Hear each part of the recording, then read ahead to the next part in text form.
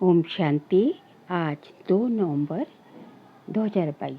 आज की ईश्वरी वाणी की मुख्य पंक्तियां हैं।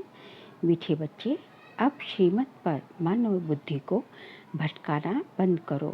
अब श्रीमत पर मन और बुद्धि को भटकाना बंद करो। एक बाप से संबंध जोड़ बुद्धि योग लगाओ तो सब बंधन समाप्त हो जाएंगे। प्रश्न है, बाप संगम पर तुम्हें कौन सा पुरुषार्थ कराते हैं जो सारे कल्प में नहीं होता है? उत्तर है, बंधनों से बुद्धि योग निकाल संबंध से बुद्धि योग जोड़ने का पुरुषार्थ अभी बाप तुम्हें कराते हैं। इस समय ही एक तरफ तुम्हें संबंध खींचता तो दूसरी तरफ बंधन, ये युद्ध चलती रहती है। आसुरी बंधन से ईश्वरीय संबंध में आने का यही समय है, क्योंकि ईश्वर को यथार्थ रूप से तुम अभी जानते हो। ईश्वर को सर्वव्यापी कहने से संबंध जुड़ने के बजाय टूट जाता है, बुद्धि विपरीत हो जाती है। इसलिए जब यथार्थ पहचान मिली तो संबंध में आने का पुरुषार्थ करो। धीरज गीत बजा है, धीरज धर मनुआ धीरज धर। ओम शांति। मनुष्य मात्र का मन और बुद्धि अर्थात आत्मा का जो मन और बुद्धि है वह अनेक प्रकार के भ्रमों में भटकता रहता है। यहाँ तुम बच्चे अनेक प्रकार के भटकने से छूटने का पुरुषार्थ कर रहे हो। आत्मा कहती है मेरा मन भटकता है। अब बाबा कहते हैं तुमको भटकने की दरकार नहीं। आधा कल्प तुम्हारा मन बुद्धि भटकते भटकते हैरान हो गया। अब श्रीमत पर मन बुद्धि को भटकाना बंद करो। एक तरफ बुद्धि का योग लगाओ। देह अभिमान में आकर बहुत भटके हो। अनेक प्रकार के मित्र संबंधियों आदि का बंधन रहता है। बाबा कहते हैं उन सबको छोड़ो, एक के साथ संबंध जोड़ो। कहते हैं हमारा मन बहुत भटकता है, एक के संबंध में जुट नहीं सकता। हम चाहते भी हैं ऐसे मीठे मीठे बेहद का सुख देने वाले बाप के साथ योग पक्का रखे, कहाँ भी बुद्धि भटके नहीं। बाबा कहते हैं आधा कल्प से आसुरी मत पर भटकते भटकते तुम हैरान हो गए हो। अब ये भटकना छोड़ दो। मैं आत्मा हूँ ये भूलने से समझते हैं मैं देह हूँ, तो देहों के साथ संबंध हो जाता है। बाबा ऐसे नहीं कहते हैं कि तोड़ दो, लेकिन तुम इस मृत्यु लोक के बंधन में रहते हुए ईश्वरीय संबंध को याद करो। ये है बंधन, वह है संबंध। बंधन होता है दुख का, संबंध होता है सुख का। बंधन और संबंध दोनों अलग अलग है। बंधन अक्षर पुरानी दुनिया से, संबंध अक्षर नई दुनिया से लगता है। अब तुम नई दुनिया के मालिक बनने वाले हो, तो नई दुनिया के साथ संबंध जोड़ो। इस बंधन में रहते हुए संबंध के लिए पुरुषार्थ करना है। संबंध किसके साथ रखना है? ऐसा तो कोई है नहीं जो कहे मन मना भव मध्याजी भव, और कहे कि बेहद के बाप से और बेहद सुख के वर्षे से संबंध रखो। बाप भी ये संबंध जुड़ाते हैं। जब तुम बंधन में हो तो तुमको पुरुषार्थ कराने वाला कोई मनुष्य नहीं है। एक ही बाप है जो बंधन से छुड़ाकर संबंध में ले आते हैं। बंधन है मायावी राज्य में, संबंध है राम राज्य या ईश्वरी राज्य में। उनको ईश्वरी राज्य और इसको आसुरी राज्य कहा जाता है, क्योंकि सतयुग ईश्वर स्थापन करते हैं। उसमें ऊंच पद पाने के लिए तुम बच्चों का पुरुषार्थ कराते रहते हैं। अब तुम संगम युग पर हो, सिर्फ संगम पर ही संबंध का पुरुषार्थ होता है और कोई युग में ये पुरुषार्थ नहीं होता। बाबा कहते हैं मैं आकर बंधन से छुड़ाए संबंध में बुद्धि योग लगवाता हूँ। सतयुग में नए संबंध की प्रारब्ध अभी के पुरुषार्थ से मिलती है। जो संबंध को जानते ही नहीं तो पुरुषार्थ कैसे करेंगे? ये तो जरूर होगा, एक तरफ संबंध खींचेगा तो दूसरी तरफ बंधन खींचेगा। ये लड़ाई होती है। सतयुग त्रेता में संबंध की बात ही नहीं, द्वापर कलयुग में भी संबंध की बात ही नहीं। संगम पर ही संबंध और बंधन का ध्यान रहता है। अब तुम जानते हो आसुरी बंधन से ईश्वरीय संबंध में जा रहे हैं। संगम है ही पुरुषार्थ का युग। तुमको ही बंधन और संबंध का पता है। आसुरी बंधन में रावण ने लाया, ईश्वर फिर ईश्वरीय संबंध में ले आते हैं। बाप तुम्हारा बुद्धि योग अपने साथ जोड़ते हैं, जिससे तुम स्वर्ग के मालिक बनते हो। भक्ति में जो पुरुषार्थ करते हैं वह है अयथार्थ। यथार्थ पुरुषार्थ परमपिता ही कराते हैं। सर्वव्यापी के ज्ञान से परमात्मा से संबंध नहीं हो सकता और ही टूट सकता है, टूट पड़ता है। अब तुम्हें एक बाप के साथ बुद्धि योग जोड़ा है और स्वर्ग वैकुंठ की राजाई के लिए तुम पुरुषार्थ कर रहे हो। शास्त्रों में तो भगवान उवाच अर्जुन के प्रति लिख दिया है सिर्फ एक अर्जुन थोड़े ही होगा। भगवान ने राजयोग तो बहुतों को सिखाया होगा ना, नहीं तो स्वर्ग की राजधानी कैसे स्थापन हो। दुनिया में ऐसा कोई मनुष्य नहीं जो कहे कि हम भविष्य जन्म जन्मांतर के लिए पुरुषार्थ करते हैं। ये सिर्फ तुम ब्राह्मण ही कर सकते हो। ये निश्चय है कि हमारी देवी राजधानी ड्रामानुसार जरूर स्थापन होनी ही है। हम ना चाहें तो भी जरूर होगी। इम्पॉसिबल है जो स्थापना ना हो। ड्रामा जरूर स्थापन कराएगा। ड्रामा हमको जरूर पुरुषार्थ कराएगा। कल पहले माफिक, परंतु चलना है श्रीमत पर। ड्रामा कहकर अपनी मत नहीं चलानी है। जानते हैं ड्रामानुसार भारत को स्वर्ग जरूर बनना है, फिर भी ऊंचे मर्तबे के लिए श्रीमत पर पुरुषार्थ कराते हैं, टाइम भी बतलाते हैं। ड्रामा प्लान अनुसार बाप आया है। वे कहते हैं ये संगम युग पुरुषार्थ करने का है, पतित से पावन बनना है। संगम की बहुत महिमा है, वह है नदियों और सागर का संगम। ये संगम तो तुम्हारा अभी होता है। बाबा कहते हैं मैं इस संगम युगे युगे आता हूँ। सारी दुनिया पतित जरूर बनने की है, फिर पतित से पावन दुनिया जरूर बननी है। जो भी मनुष्य मात्र हैं सबको हिसाब किताब चुक कर जरूर पावन बनना है। ये कयामत का समय है। बिगर पावन बने कोई भी सजनी परमपिता परमात्मा साजन के पिछाड़ी जा नहीं सकती।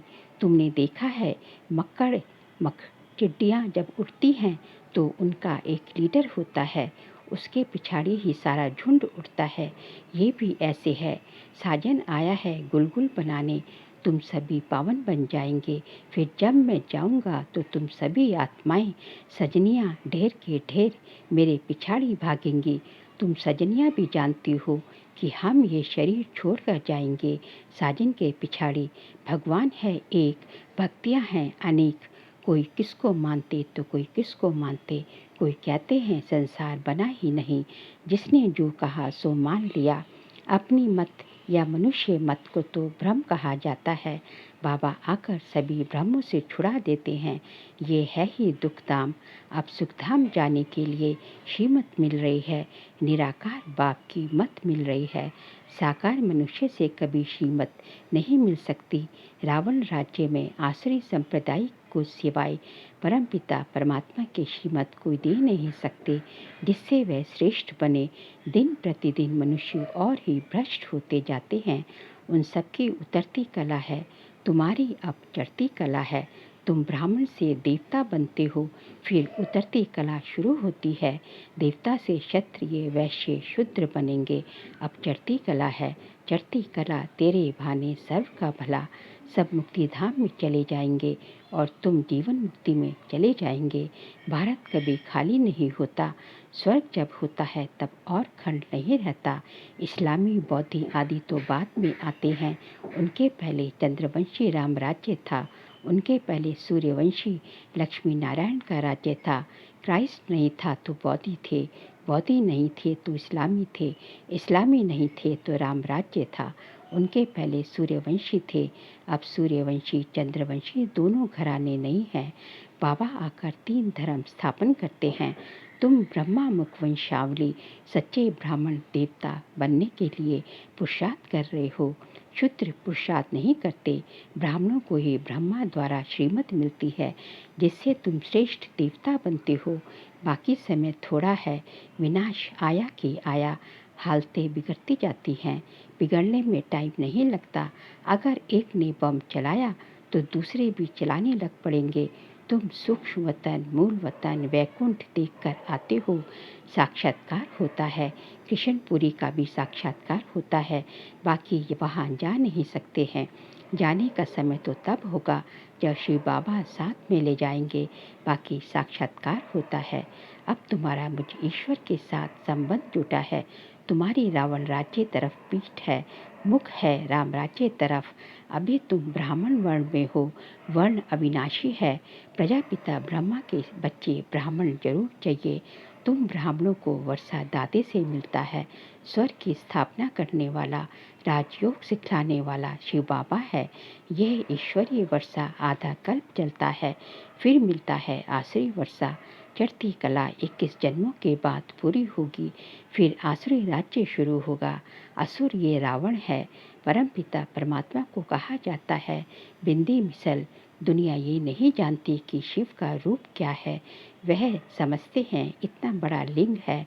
बाबा कहते हैं जैसे तुम आत्मा का रूप बिंदी मिसल है, वैसे मुझ परमात्मा का भी रूप बिंदी मिसल है। जैसा तुम चमकता हुआ सितारा हो, वैसे मैं भी चमकता हुआ सितारा हूँ। मैं सदैव परम धाम में रहता हूँ, जन्म मरण में नहीं आता हूँ। तुम जन्म मरण में आते हो, मैं पतित पावन हूँ, तो जरूर परम धाम में रहना पड़े। अभी तुमको मैं पावन बना रहा हूँ।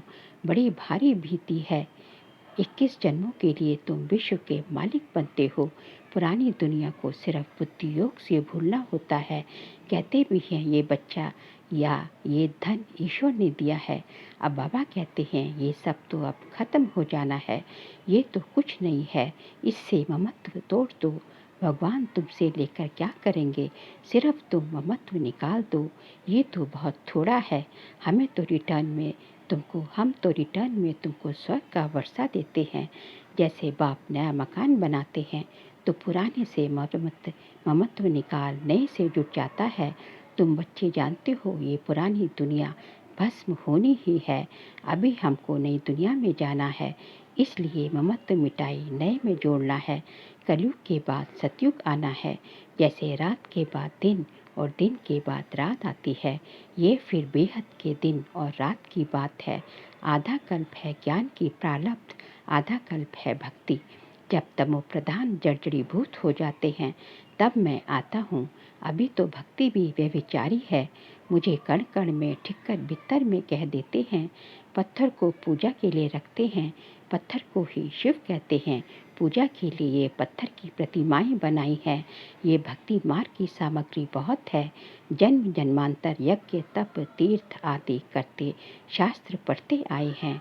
बाबा कहते हैं कि इन सब से तुम मुझे प्राप्त नहीं कर सकते हो। तुम खुद ही कहते हो कि हे पतित पावन आओ।